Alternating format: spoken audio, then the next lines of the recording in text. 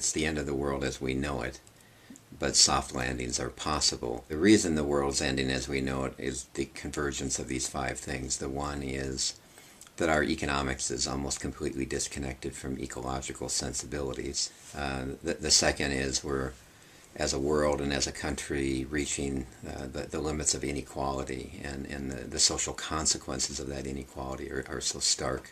A third is that we're living in the most militarized country in the history of the world that is now at a point where every effort it uses to hold on to its privileged position through military power, or every time it allows a military-industrial complex to garner resources that aren't really needed for authentic defense, we in fact accelerate the pace of our internal economic and social decline. And then there's climate change, and here I have to change my language and say it's the end of the world, but soft landings may be possible. This is a planetary emergency that really requires us to shift priorities. And the final converging factor is our dysfunctional political system, in which both political parties are captive to moneyed interests, and the necessary reforms are being blocked, which means that we need a powerful social movement in this country to shift the direction of our priorities. We've started a new organization in Minnesota called the Minnesota Arms Spending Alternatives Project. As soon as possible, we need to be making a transition away from militarization and war spending to meeting our needs. And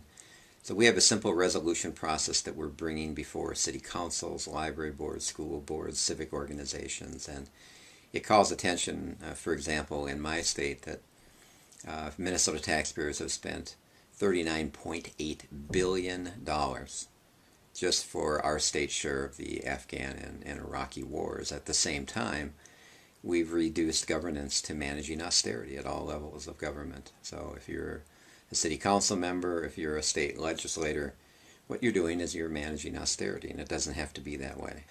If we just reject militarized priorities that are not linked to authentic defense needs, are driven by what Eisenhower called the military-industrial complex needs, if we were to shift those priorities, it's like winning the lottery every day for the rest of our lives. It opens up tremendous possibilities. So many people in our state are hurting as firefighters get cut, police get cut, school class sizes get bigger, music programs get cut, libraries get shut down.